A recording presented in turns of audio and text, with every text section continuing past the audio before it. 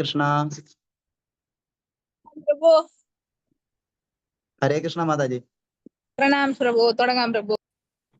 ശരി.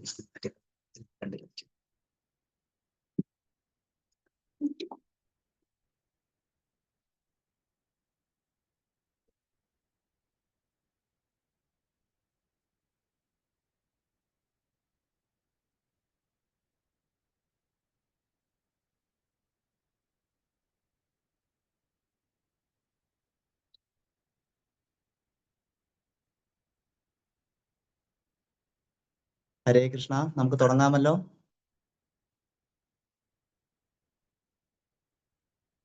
എല്ലാവരും ഏറ്റുപറയുക. ഓം നമോ ഭഗവതേ വാസുദേവായ.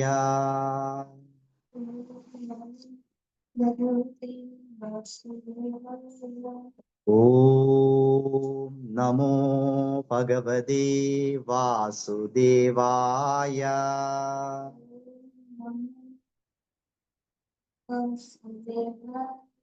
ഓം നമോ ഭഗവതേ വാസുദേവായ.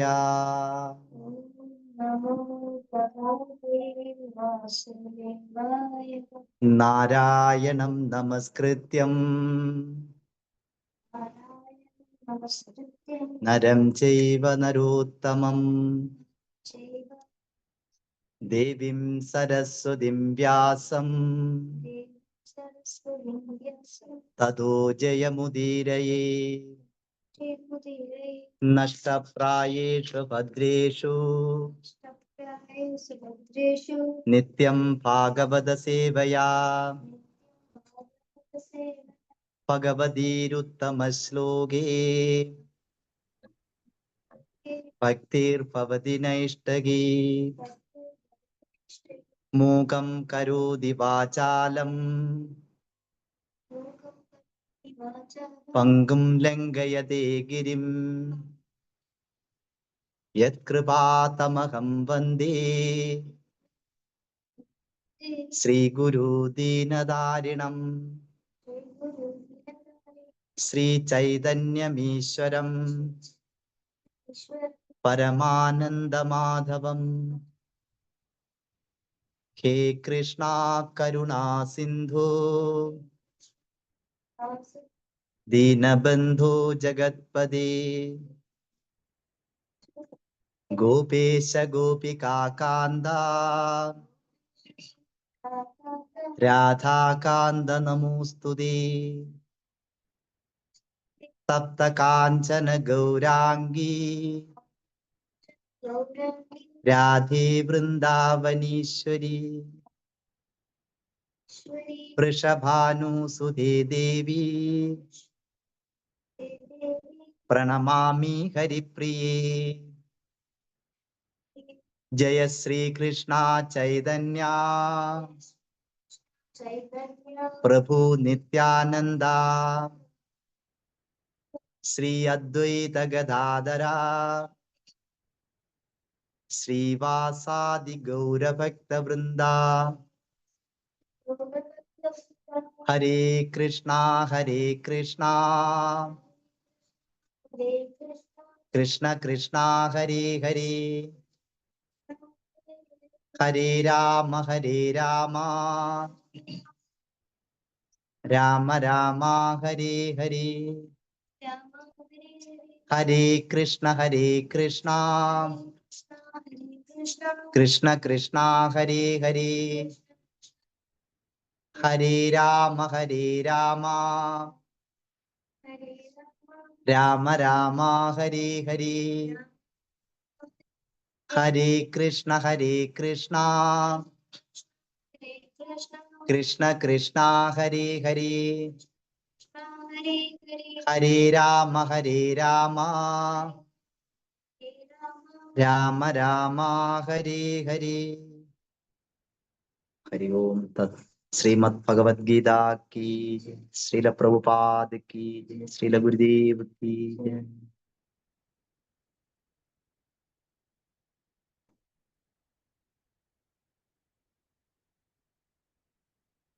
ഹരേ കൃഷ്ണ. എല്ലാവർക്കും കേൾക്കാൻ പറ്റുന്നുണ്ടല്ലോ? ഏകാദശിയാണെന്ന്. ഏകാദശിയുടെ സുദിനത്തില് എല്ലാവർക്കും ഗീതാ ക്ലാസ്സിലേക്ക് സ്വാഗതം. എല്ലാവരുടെയും പാദങ്ങളിൽ പ്രണമിച്ചുകൊണ്ട് ഇന്നത്തെ ക്ലാസ് ആരംഭിക്കാം.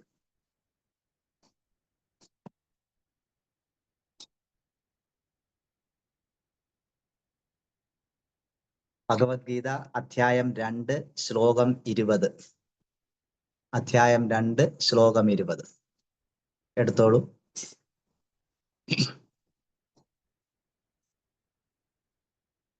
ഏറ്റു പറയുക.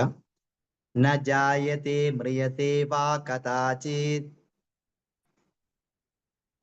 നായം ഭൂത്വാ ഭവിതാ വാ ന ഭൂയാത് അജോ നിത്യശാശ്വതോയം പുരാണോ ന ഹന്യതേ ഹന്യമാനേ ശരീരേ. ഒന്നുകൂടെ. മ്രിയതേ വാ കദാചിത് നായം ഭൂത്വാ ഭവിതാ വാ ന ഭൂയാത് അജോ നിത്യശാശ്വതോയം പുരാണോ ന ഹന്യതേ ഹന്യമാനേ ശരീരേ.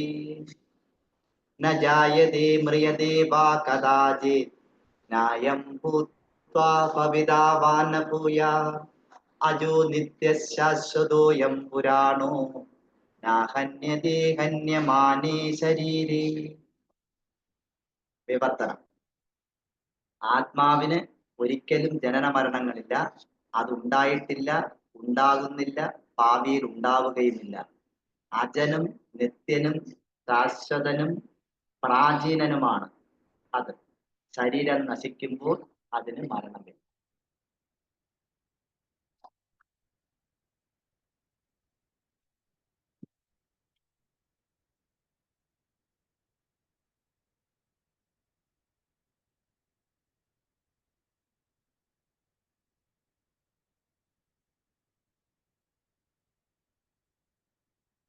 ഹരേ കൃഷ്ണ.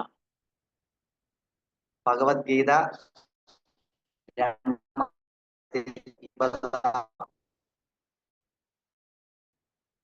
ഭഗവത്ഗീതയിലെ 20ാമത്തെ ശ്ലോകം, അതായത് 2-ാം അധ്യായം 11ാമത്തെ ശ്ലോകം മുതൽ 30ാമത്തെ ശ്ലോകം വരെ ഏകദേശം 20 ശ്ലോകത്തിൽ ഭഗവാൻ ആത്മാവിനെ കുറിച്ചാണ് പറയുന്നത്. ഫുൾ ആത്മാവിന്റെ സ്വഭാവത്തിനെ കുറിച്ചും ശരീരത്തിനെ കുറിച്ചുമാണ്, ആത്മാവും ശരീരം തമ്മിലുള്ള ബന്ധത്തിനെ കുറിച്ചാണ് ഭഗവാൻ പറയുന്നത്. അപ്പോ അതിന്റെ ഈ 20 ശ്ലോകത്തിന്റെയും മെസ്സേജ് എന്താന്ന് വെച്ച് കഴിഞ്ഞാൽ സോൾ ഈസ്, അതിനെ കറക്റ്റ് മെസ്സേജ് ആണ് soul is eternal and body is perishable. ശരീരം നശ്വരമാണ്, എപ്പോൾ വേണമെങ്കിലും നശിക്കാം, നശിച്ചേയിരിക്കുന്നതാണ്. ബട്ട് ആത്മാവ് അനശ്വരനാണ്. So just do your duty. നിങ്ങൾ നിങ്ങളുടെ കർമ്മം നിർവഹിക്കൂ, കടമ നിർവഹിക്കൂ. ഇതാണ് ആ 20 ശ്ലോകത്തിന്റെയും ഒരു കണ്ടൻസ്.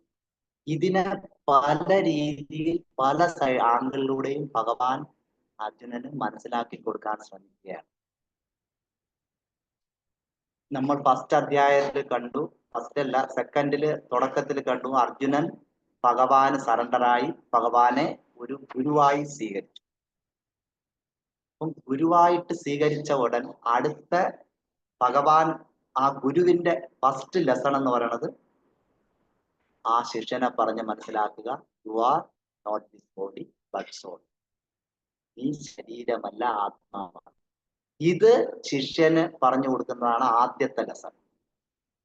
ഇത് സാധാരണ ഒരു വ്യക്തിക്ക് മനസ്സിലാക്കാൻ പ്രയാസവുമാണ്, വളരെ ബുദ്ധിമുട്ടാണ്. കാരണം നമ്മൾ ആ സ്ഥലത്തിൽ എത്താത്തത് കൊണ്ട് നമുക്ക് പല പല സംശയം, എത്ര പ്രാവശ്യം പറഞ്ഞാൽ പോലും നമുക്ക് ആത്മാവും ശരീരവും ഒക്കെ നമ്മൾ കാണാതെ പഠിച്ചിട്ടുണ്ട് ഈ ശ്ലോകങ്ങൾക്ക്, പക്ഷേ നമുക്കത് ഉൾക്കൊള്ളാൻ സാധിക്കില്ല.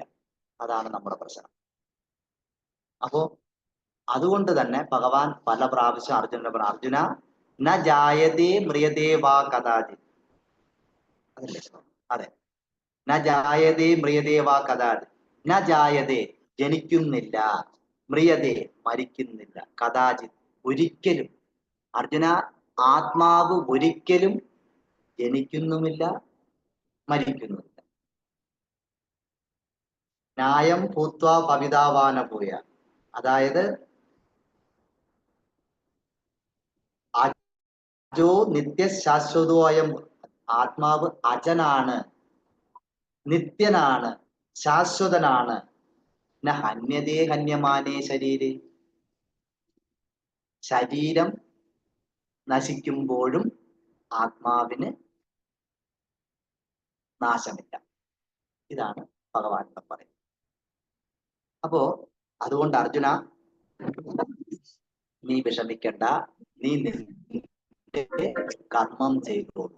നിന്റെ കർമ്മം എന്താണ്? ഒരു ക്ഷത്രിയൻ എന്നുള്ള നിലയ്ക്കുള്ള നിന്റെ കർമ്മം അതെന്താണോ അത് നീ പൂർണ്ണമായും ചെയ്യുക. കാരണം നീ നശിപ്പിക്കുന്ന, അതായത് നീ കാണുന്നത് ഇത് ശരീരം മാത്രമാണ്. നീ അത് നശിപ്പിച്ചില്ലെങ്കിലും ഇന്നല്ലെങ്കിൽ നാളെ അത് നശിക്കും.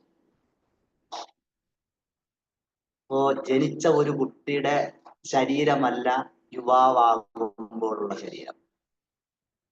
അത് കഴിഞ്ഞിട്ട് അതേ ശരീരം തന്നെ വാർദ്ധക്യത്തിൽ പോകുമ്പോൾ അത് വേറൊരു ശരീരമായി. ആത്മാവ് ഇതിനകത്തുണ്ടാവുമ്പോൾ തന്നെ ശരീരം പല പല ഘട്ടങ്ങളിലൂടെ കടന്നു പോകുന്നുണ്ട്. ശരീരത്തിന് മാറ്റം സംഭവിച്ചുകൊണ്ടേയിരിക്കുന്നു. ഒരിക്കലും നമ്മൾ കരയില്ല.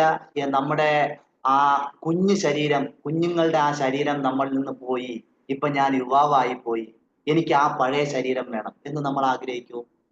എന്ന് പറഞ്ഞ് നമ്മൾ കരഞ്ഞാൽ നമുക്കത് കിട്ടുമോ? അത് പോയത് പോയി. ആത്മാവുള്ളിൽ ഇരിക്കവേ തന്നെ ഈ മാറ്റം ശരീരത്തിൽ സംഭവിച്ചു കഴിഞ്ഞു. നമ്മളത് അംഗീകരിക്കുന്നുമുണ്ട്. അത് കഴിഞ്ഞ് യൗവനത്തിൽ നിന്ന് വാർദ്ധക്യത്തിലേക്ക് പോകുമ്പോഴും യൗവനാവസ്ഥയിലുള്ള ശരീരം നമുക്ക് വീണ്ടും വേണം എന്ന് നമ്മൾ ആഗ്രഹിച്ചാൽ കിട്ടുമോ? കിട്ടൂല. അത് കഴിഞ്ഞു. പിന്നെ വാർദ്ധക്യമായി. ആ ശരീരവും നമുക്ക് സ്വീകരിക്കേണ്ടി വരും. അപ്പോ പറയുന്നത്, ആത്മാവ് ഇതിനകത്ത് ഉള്ളപ്പോൾ തന്നെ ശരീരത്തിന് പല പല പല ഘട്ടങ്ങളിലൂടെ കടന്നു പോകും, മാറ്റം സംഭവിക്കും. ഒരു ഘട്ടത്തിൽ ഈ ശരീരം ഉപേക്ഷിച്ച് ആത്മാവ് മറ്റൊരു ശരീരത്തെ സ്വീകരിക്കും. ഈ മാറ്റങ്ങൾ ഉള്ളതുപോലെ തന്നെയാണ് അതും ഒരു മാറ്റം. അപ്പൊ അത് എന്തായാലും ഇത് ശരീരത്തിന്റെ മാറ്റമാണ്. അതുകൊണ്ട് അതിനെക്കുറിച്ച് വേവലാതിപ്പെടണ്ട, നീ വിഷമിക്കേ വേണ്ട. ശരീരത്തിന് മാറ്റം ഉണ്ട്, അത് അതുകൊണ്ട് അർജുന, നീ നിന്റെ കർമ്മം ചെയ്തോളൂ. ന ജായതേ, ജനിക്കത്തൂല്ല, മരിക്കത്തൂല്ല. അപ്പൊ ഈ മരിക്കാത്ത ഒരു സാധനത്തിനെ കുറിച്ച് നീ വിഷമിക്കേണ്ട കാര്യമില്ലല്ലോ. അത് മരിക്കുന്നില്ലല്ലോ, പിന്നെ നീ എന്തിനാ വിഷമിക്കുന്നത്? വേറൊരു ശരീരമല്ലേ സ്വീകരിക്കുന്നു എന്ന് പറയും. ഈ സമയത്ത് ശ്രീമദ് ഭാഗവതത്തില് 7ാമത്തെ സ്കന്ധത്തിലാണ് സുയജ്ഞ രാജാവിന്റെ കഥ പറയുന്നത്. നിങ്ങൾ കേട്ടിട്ടുണ്ടാവും. സുയജ്ഞ രാജാവ്, അദ്ദേഹം ഒരു മഹാവില്ലാളി വീരനായിരുന്നു. ഈ രാജാവ് വളരെ യുദ്ധ നിപുണനായിരുന്നു. പല പല യുദ്ധങ്ങളും ജയിച്ചവനാണ്. ഈ ഒരു ക്ഷത്രിയനായിരുന്നു. വളരെ വളരെ കഴിവുള്ള വ്യക്തിയായിരുന്നു. പക്ഷേ ഒരു യുദ്ധത്തിൽ ഈ രാജാവ് വളരെ ആഴത്തിൽ മുറിവേറ്റ് മരിച്ചു. ആ യുദ്ധക്കളത്തിൽ വെച്ച് അദ്ദേഹം വളരെ ധീരനായിട്ടാണ് പോരാടിയത്. അവസാനം അദ്ദേഹത്തിന് ശരീരമാസകലം മുറിവേറ്റ് കൈകാലുകൾ ഛേദിക്കപ്പെട്ട നിലയിൽ അവസാനം മരിച്ചു. അപ്പോ മരിച്ച ശേഷം എന്ത് ചെയ്യും? യുദ്ധക്കളത്തിൽ നിന്ന് രാജാവിന്റെ മന്ത്രിമാരും ബാക്കി എല്ലാവരും കൂടെ ചേർന്ന് ആ ശരീരത്തിനെ കൊട്ടാരത്തിൽ തിരിച്ചു കൊണ്ടുവന്നു. അപ്പോ തിരിച്ചു കൊണ്ടുവരുമ്പോൾ ഒരു ഡെഡ് ബോഡി ഒരു വീട്ടിൽ വന്ന് കയറുമ്പോൾ നമുക്കറിയാം അവിടുത്തെ സ്ഥിതി എന്തായിരിക്കും. രാജാവിന് 100 പത്നിമാരുണ്ട്. എല്ലാവരും അലമുറയിട്ട് കരയാൻ തുടങ്ങി. കാരണം ഞങ്ങൾക്കിനി ഭൂമിയിൽ ഞങ്ങൾ ഇനി എന്തിനു ജീവിക്കണം? ഞങ്ങൾക്ക് ഇത്രയും നാൾ ഞങ്ങളെ ആരാണോ സംരക്ഷിച്ചത് ആ വ്യക്തി ഇതാ കിടക്കുന്നു, അദ്ദേഹം പോയി കഴിഞ്ഞു, ഇനി ഞങ്ങൾ ജീവിക്കില്ല എന്ന് പറഞ്ഞിങ്ങനെ അലമുറയിട്ട് കരയാൻ.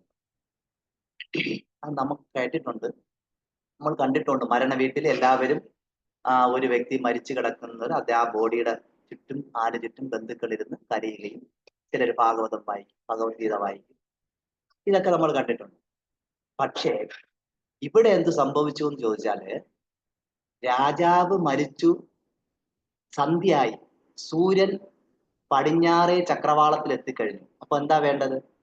ഒരു ശരീരം, ഒരു മരിച്ച ശരീരത്തിനെ സൂര്യൻ അസ്തമിച്ചതിന് ശേഷം വയ്ക്കാൻ പാടില്ല. അതിന് അന്ത്യേഷ്ടി ക്രിയകൾ ചെയ്യണം, അതായത് ദഹിപ്പിക്കണം, അതിന്റെ ക്രിയകളൊക്കെ ചെയ്യണം. അതിനുള്ള സമയമായി. പക്ഷേ ഇവിടെ ഒരു പ്രശ്നം.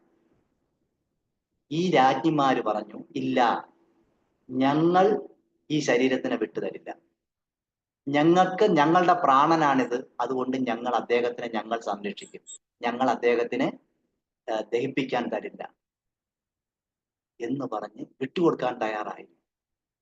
പലരും പറഞ്ഞു നോക്കി, പലരും. ഇവരാരും അത് ചെവിക്കൊള്ളാൻ തയ്യാറായില്ല. അപ്പൊ സമയം ഇങ്ങനെ പോകുന്നുണ്ടായിരുന്നു. ഈ സമയം സാക്ഷാൽ യമധർമ്മൻ കണ്ടു. ഈ പരിതാപകരമായ അവസ്ഥ കണ്ടിട്ട് അദ്ദേഹം സ്വയം, യമധർമ്മൻ ഒരു കുഞ്ഞു ബാലന്റെ രൂപത്തിൽ ഭൂമിയിൽ വന്നിട്ട് ഈ കൊട്ടാരത്തിൽ വന്ന് അവരെ നോക്കിയിട്ട് പറഞ്ഞു, അവരോട് പല കാര്യങ്ങളും സംസാരിച്ചു. അപ്പോഴവര് പറഞ്ഞു, അവരിങ്ങനെ കരഞ്ഞുകൊണ്ടിരിക്കുകയാണ്, ഞങ്ങൾ വിട്ടു തരില്ല എന്ന് ഇങ്ങനെ അഡമന്റായിട്ട് പറയുക. അദ്ദേഹം പറഞ്ഞു, മരിച്ചത് മരിച്ചു കഴിഞ്ഞു, അടുത്ത 100 വർഷം നിങ്ങൾ കരഞ്ഞിരുന്നാലും പോയ ആള് തിരിച്ചു വരില്ല. Once dead is dead. തിരിച്ചു വരത്തേയില്ല. നിങ്ങൾ എന്തു വേണോ കരഞ്ഞോളൂ, എന്തു വേണോ ചെയ്തോളൂ. 100 വർഷം കരഞ്ഞാലും കരഞ്ഞു എന്ന് വിചാരിച്ച് പോയ വ്യക്തി തിരിച്ച് ഈ ശരീരത്തിൽ വരില്ല. അതുകൊണ്ട് നിങ്ങളുടെ ഡ്യൂട്ടി ചെയ്യും, അവർക്ക് അവരുടേതായ കർമ്മങ്ങൾ നിർവഹിക്കട്ടെ, അതാണ് എന്ന് പറഞ്ഞ് അദ്ദേഹം സമാധാനം. യമധർമ്മനായിട്ടല്ല വന്നത്, ഒരു കുഞ്ഞു ബാലനായിട്ട്. അത് കഴിഞ്ഞ് അവർ കാര്യം മനസ്സിലാക്കി, അവർ ബാക്കിയുള്ള കാര്യങ്ങൾക്ക് ശരീരം വിട്ടുകൊടുത്തു. അപ്പൊ ഇവിടെ പറഞ്ഞത്, ഭഗവാൻ ഇവിടെ പറയുന്നുണ്ട്, ന ഹന്യതേ ഹന്യമാനേ ശരീരം. ശരീരം ഒരിക്കലും നിലനിൽക്കത്തില്ല, ആത്മാവ് ഒരിക്കലും നശിക്കുകയില്ല. അതുകൊണ്ട് അപ്പോ ജ്ഞാനി എന്താ ചെയ്യേണ്ടത്? ഒരറിവുള്ള വ്യക്തി, ഒരു ആത്മജ്ഞാനി കടമകൾ നിർവഹിക്കുകയാണ് വേണ്ടത്. എന്താണോ തൻ്റെ കർത്തവ്യം അത് നിർവഹിക്കണം. അപ്പൊ ചോദിക്കും, പ്രഭു, ഹൃദയത്തിനെ കല്ലാക്കി വയ്ക്കാനാണോ ഭഗവത്ഗീത പറയണത്? ബന്ധങ്ങൾക്കൊരു വിലയും ഇല്ലേ? എന്തായാലും മരിക്കുമല്ലോ. അങ്ങനെ അല്ല. അങ്ങനെ ചോദിച്ചാൽ അതിനകത്താ പറഞ്ഞു, യഥാർത്ഥത്തില് ആത്മജ്ഞാനം എന്ന് പറയണത് കൺട്രോൾ യുവർ ഇമോഷൻസ്. ജ്ഞാനത്തിന്റെ ഔട്ട്പുട്ട് എന്ന് പറയുന്നത് ഇമോഷൻസിനെ കൺട്രോൾ ചെയ്യുന്നതാണ്.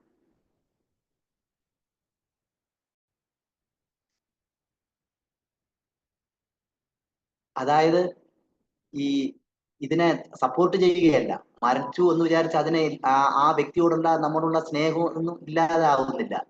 അതുണ്ട്, ആ ശരീരത്തോടുണ്ട്. പക്ഷേ നമ്മുടെ ഇമോഷനെ ഒന്ന് കൺട്രോൾ ചെയ്തിട്ട്, എന്നും മരിച്ചെന്ന് വിചാരിച്ച് എന്നും ഇരുന്ന് കരയാൻ പറ്റുമോ? എത്ര നാൾ കരയും? ലോകത്താരും ഇന്ന് വരെ കൂടെ മരിച്ചിട്ടില്ല. അവരവരുടെ കടമകൾ നിർവഹിച്ചിട്ടേ ഉള്ളൂ അതിനുശേഷം.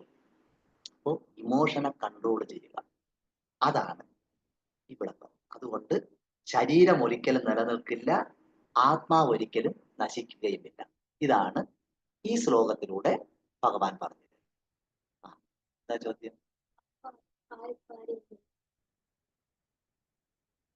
അതെ, നല്ലൊരു ചോദ്യമാണ് ഇവിടെ ചോദിക്കുന്നു. അങ്ങനെയാണെങ്കിൽ ആത്മാവ് നശിക്കുന്നില്ല, ശരീരം എപ്പോഴും നശിച്ചുകൊണ്ടേയിരിക്കുകയാണ്. അങ്ങനെയാണെങ്കിൽ നശിക്കുന്ന ഒരു ശരീരത്തിനെ കൊന്നാൽ പാപം കിട്ടുമോ? ആർക്കും ആരെയും നശിപ്പിക്കാമോ എന്നാണ് ഇവിടുത്തെ ചോദ്യം. നല്ല ചോദ്യമാണ്. ശ്രീമദ് ഭാഗവതത്തിൽ 3-ാമത്തെ ഇതിൽ പറയുന്നുണ്ട്, 3-ാമത്തെ സ്കന്ധത്തിൽ 31-ാമത്തെ അധ്യായത്തിൽ പറയുന്നു, കർമ്മണ ദൈവനേത്രേന ജന്തു ദേഹോപവശ്യതേ. ഒന്നുകൂടെ, കർമ്മണ ദൈവനേത്രേന ജന്തുർദേഹോപത്തയെ ക്രിയാ പ്രവിഷ്ട ഉദരം പുംസോ രേതകണാശ്രയ. ഒന്നുകൂടെ, കർമ്മണ ദൈവനേത്രേന ജന്തുർദേഹോപത്തയെ ക്രിയാ പ്രവിഷ്ട ഉദരം പുംസോ രേതകണ. അതായത് കർമ്മണ ദൈവനേത്രേന, നമ്മുടെ ഒരു വ്യക്തി ഒരു ശരീരം സ്വീകരിക്കുന്നത്, പ്രഭുപാദർ അവിടെ പറയുന്നുണ്ട്, under the supervision of supreme Lord. Under the supervision of supreme Lord, ഭഗവാന്റെ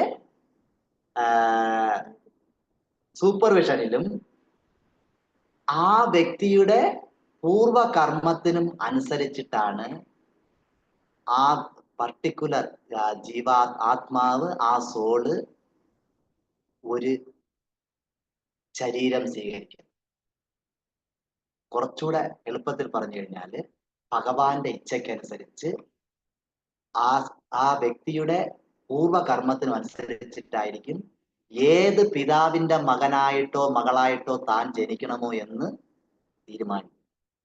തൻ്റെ പൂർവകർമ്മത്തിനനുസരിച്ച് ഉള്ള പിതാവിനെ ആയിരിക്കും, അതിന് യോഗ്യനായ ഒരു പിതാവിനെ ആയിരിക്കും ഒരു വ്യക്തിക്ക്, ഒരു ജീവാത്മാവിന് ഭഗവാൻ തരുന്നത്. അതെങ്ങനെയാ?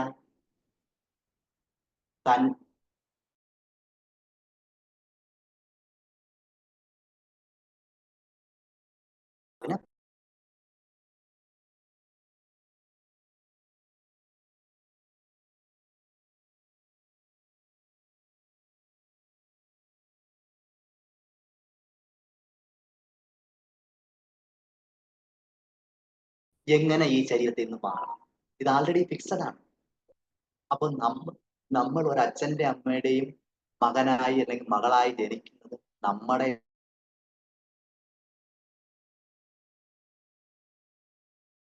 മനസ്സിലായി, ഭഗവാന്റെ കൺട്രോളിൽ ഭഗവാൻ നമ്മുടെ പൂർവകർമ്മത്തിനനുസരിച്ച് അതിനനുസരിച്ച് നമ്മൾ അങ്ങനെ ഒരു അച്ഛന്റെ ശരീരത്തിൽ നമ്മൾ പോവും. ആ അച്ഛനിലൂടെ അമ്മയുടെ ശരീരത്തിൽ പോവും. അതൊരു പക്ഷേ മനുഷ്യജന്മമാവാം, മൃഗജന്മമാവാം, പക്ഷിജന്മം, ഏതും ആവാം. അതെന്തിനെ ഡിപ്പെൻഡ് ചെയ്തിരിക്കും? പഴയ കർമ്മത്തിനനുസരിച്ച്. നമ്മൾ ഇന്ന് ചെയ്യുന്ന കർമ്മത്തിനനുസരിച്ചാണ് നാളെ നമുക്ക് ശരീരം. അവിടെ തീരുമാനിക്കും നമ്മൾ എത്ര നാൾ ആ ശരീരത്തിൽ ഉണ്ടാകും. അപ്പോ അങ്ങനെ ആൾറെഡി ഫിക്സ് ചെയ്ത് വച്ചിട്ടുണ്ടെങ്കിൽ ആ ശരീരത്തിനെ നശിപ്പിക്കാൻ നമുക്ക് അധികാരമുണ്ടോ? അതെന്നല്ല, ഒരു ശരീരത്തിനെയും നശിപ്പിക്കാൻ നമുക്ക് അധികാരമില്ല.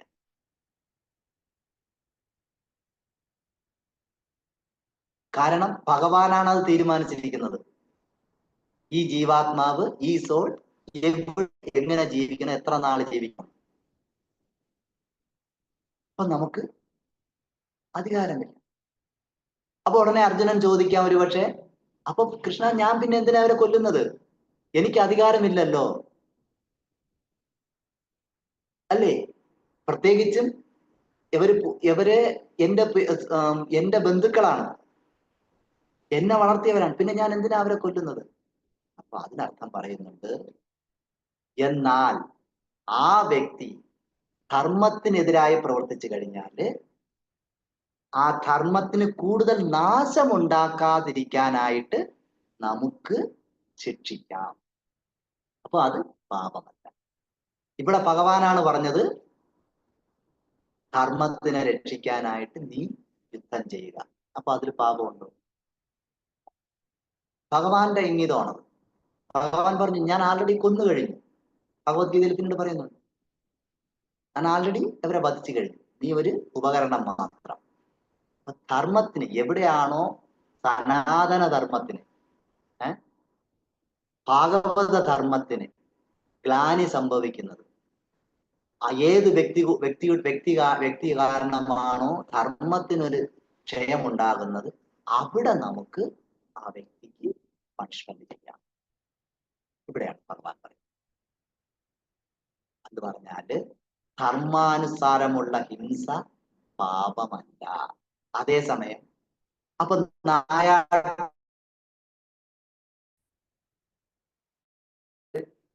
ഈ വേണ്ടിയൊക്കെ പോകും. മൃഗങ്ങളെ എങ്ങനെയാണ്?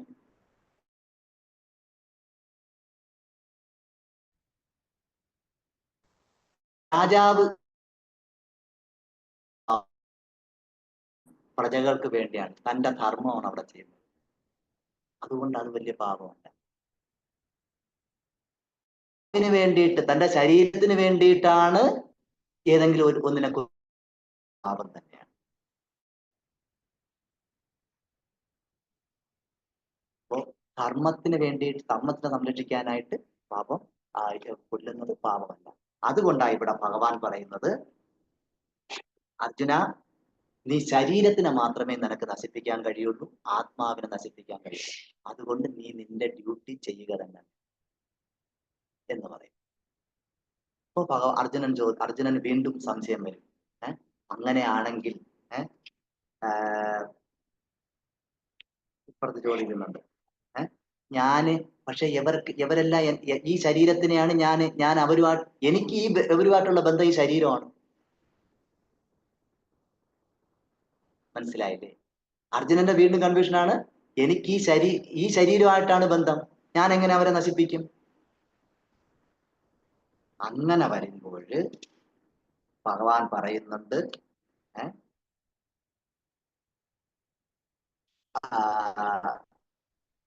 ഇത് സഹിക്കാൻ നീ പഠിക്കണം.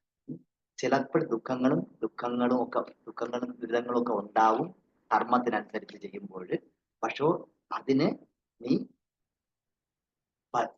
സഹിക്കാൻ പഠിക്കണം എന്ന് പറയുന്നു. മാത്രാ സ്പർശാസ്തു കൗന്ദേയ ശീത ഉഷ്ണ സുഖ ദുഃഖത ആഗമ അപായിനോ അനിത്യ താം സ്ഥിതിക്ഷ. ഭാരത, നീ ഇതൊക്കെ കുറച്ചൊക്കെ സഹിക്കാൻ പഠിച്ചേ പറ്റൂ, എങ്കിലേ ധർമ്മം നിലനിൽക്കൂ. ഭഗവാൻ പറയും. അപ്പോ ഇവിടെ നമ്മൾ ഇന്ന് പറഞ്ഞത് വളരെ പ്രധാനപ്പെട്ട ഈ ശ്ലോകങ്ങളാണ്. ഇനി ഉള്ളതെല്ലാം നമ്മൾ 20ാമത്തെ ശ്ലോകം, ഇതിനു മുന്നേ ഉള്ളതും മുഴുവൻ ഭഗവാൻ ഈ 20 ശ്ലോകത്തിലും ആത്മാവിനെ കുറിച്ച് വളരെ എലാബറേറ്റ് ആയിട്ട് തിരിച്ചും മറിച്ചും ഭഗവാൻ പറയുന്നത് ഒന്ന് തന്നെയാണ്. ആത്മാവ് നിത്യനാണ്, ശരീരം അശാശ്വതമാണ്. അവിനാശിതു തദ്വിത്തി, ഇത് അവിനാശി. പിന്നെ ശരീരമേ നശിക്കുള്ളൂ, അജോ നിത്യശാശ്വതോ, അജനാണ്, ശാശ്വതനാണ്. ഇതെല്ലാം ഭഗവാൻ ഇങ്ങനെ പല പ്രാവശ്യം പറയും. അപ്പൊ ഇതാണ് ശരീരം ഒരിക്കലും നമുക്ക് നിലനിർത്താം എന്ന് ചിന്തിക്കുന്നത്.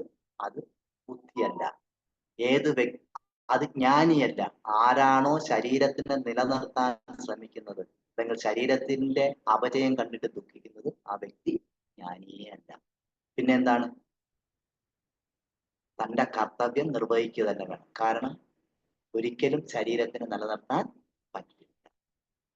പിന്നെ ആത്മാവിനെ ഒരിക്കലും നശിപ്പിക്കാൻ കഴിയും. അപ്പൊ നമ്മൾ എന്താണ് യഥാർത്ഥത്തിൽ? ആത്മാവ്. ഈ ആത്മാവിന്റെ ഉന്നതിക്കാണ് നാം പ്രവർത്തിക്കേണ്ടത്. ഈ ശരീരത്തിൽ ഇരുന്നും കൊണ്ട് നമ്മളുടെ ഏക കർത്തവ്യം എന്ന് പറയുന്നത് ഈ ആത്മാവിന്റെ ഉദ്ധാരണം.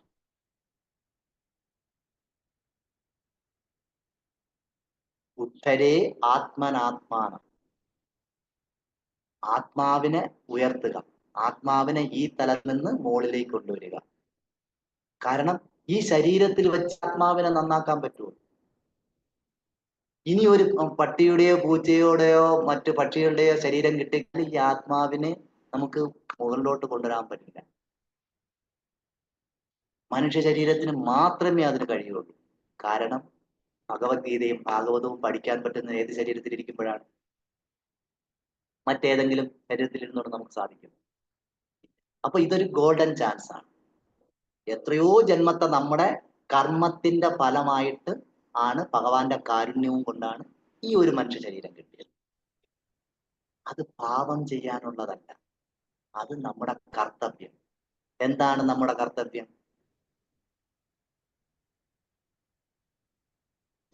ഭഗവാന്റെ സേവനം, ഭഗവാന്റെ ഇതാണ്. ഇതിനു വേണ്ടിയാണ് ഈ ശരീരം നിർമ്മിച്ചിരിക്കുന്നത്, തന്നിരിക്കുന്നത്.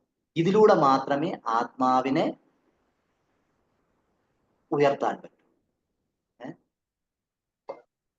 എങ്കിൽ മാത്രമേ നമുക്ക് ഇനി ഒരു ജന്മം ഇല്ലാതെ, ഇനി മറ്റൊരു ശരീരത്തിൽ നമ്മുടെ പറഞ്ഞിട്ടില്ലേ, നേരത്തെ പറഞ്ഞില്ലേ, നമ്മുടെ കർമ്മത്തിനനുസരിച്ച് നമുക്കൊരു അച്ഛനെ തരുമെന്ന്. ഇനി ഒരു അച്ഛനെ കിട്ടിക്കഴിഞ്ഞാൽ അതിനർത്ഥം അവിടെയും ഒരു മരണമുണ്ട്.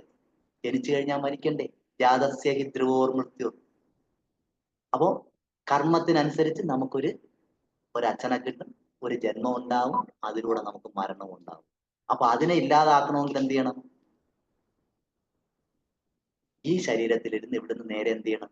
ഭഗവത് സേവനം ചെയ്ത് മോക്ഷമുണ്ടാവും, ഭഗവത് ധാമം. അതിന്റെ ഏക വഴി എന്ന് പറഞ്ഞു കഴിഞ്ഞാല് ഒന്ന് ഹരിനാമം, രണ്ട് ഭഗവത്ഗീത, ഭാഗവതം, ഭഗവത് സേവനം. ഇതല്ലാതെ മറ്റൊരു വഴിയേ ഇല്ല. പ്രസാദമൊക്കെ അതിന്റെ സൈഡാണ്, പക്ഷെ മെയിൻ പ്രസാദമല്ല. പിന്നെ ഹരിനാമം. എല്ലായ്പ്പോഴും നാമം ജപിക്കുക, ഭഗവാനെ കുറിച്ച് ചിന്തിക്കുക, ഭഗവത് സേവനത്തിൽ ഏർപ്പെടുക. ഇതിലൂടെ മാത്രമേ ഒരു ജീവാത്മാവിന് ഭഗവത് ധാമത്തിലെത്താൻ കഴിയൂ. ഇതൊരു ചാൻസ്. ഈ ചാൻസ് പോയാലോ വീണ്ടും ശങ്കരാചാര്യർ പറഞ്ഞ കണക്ക് പുനരഭിമരണം, പുനരഭിജനനം, പുനരഭിജനനി, ജഡരേശയനം. വീണ്ടും ജനിക്കും, വീണ്ടും മരിക്കും, സംസാര ചക്രത്തിൽ. അപ്പൊ ഇതാണ് ഇതിന്റെ മെസ്സേജ്. അപ്പോ എന്തെങ്കിലും ചോദ്യം, സംശയം ഉണ്ടോ?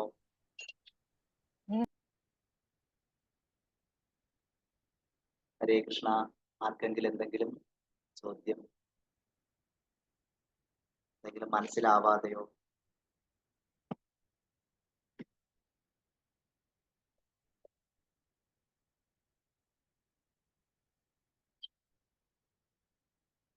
ഇല്ല.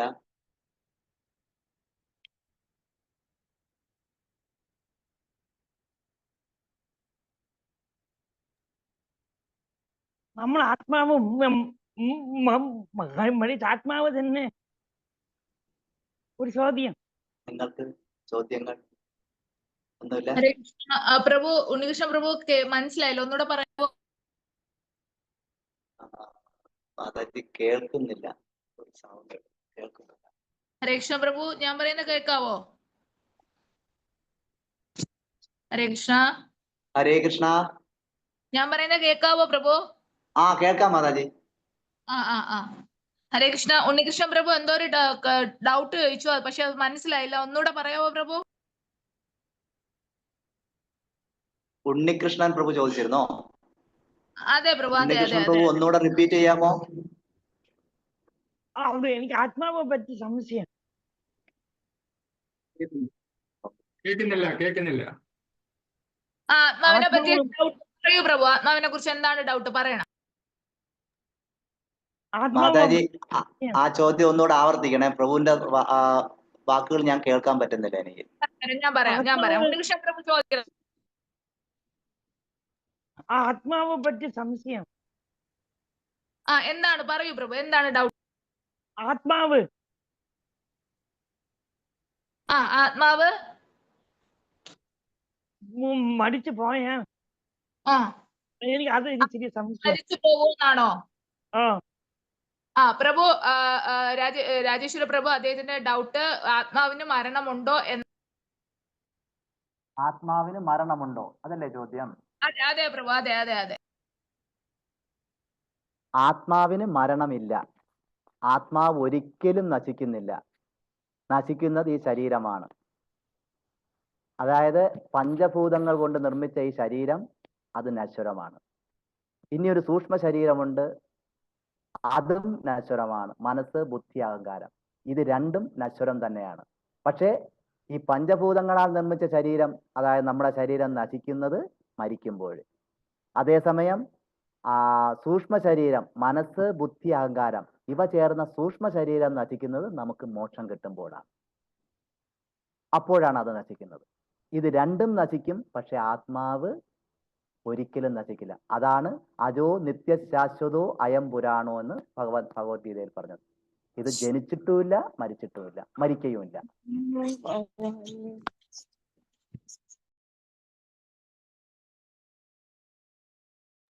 ഹരേ കൃഷ്ണ. ഉണ്ണികൃഷ്ണൻ പ്രഭു മനസ്സിലായോ? Okay bro, okay, thank you. Radhejeevan പ്രഭു എന്തോ ഡൗട്ട് ചോദിക്കാൻ വന്നു, പറയൂ പ്രഭു. രാധേജീവൻ പ്രഭു. ഹരേ കൃഷ്ണ, ഞാനൊന്നും ഡൗട്ട് ചോദിക്കാൻ വന്നതല്ല. ആ ഉണ്ണികൃഷ്ണൻ പ്രഭു പറയുന്നത് കേൾക്കുന്നില്ല എന്ന് പറഞ്ഞിരുന്നു. Okay okay okay bro, okay. Hare Krishna, Hare Krishna.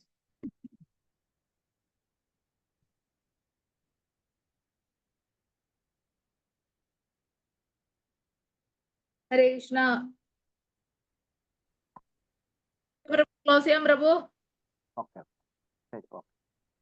ശരി പ്രഭു. Hare Krishna. Thank you so much പ്രഭു. ഹരേ കൃഷ്ണ.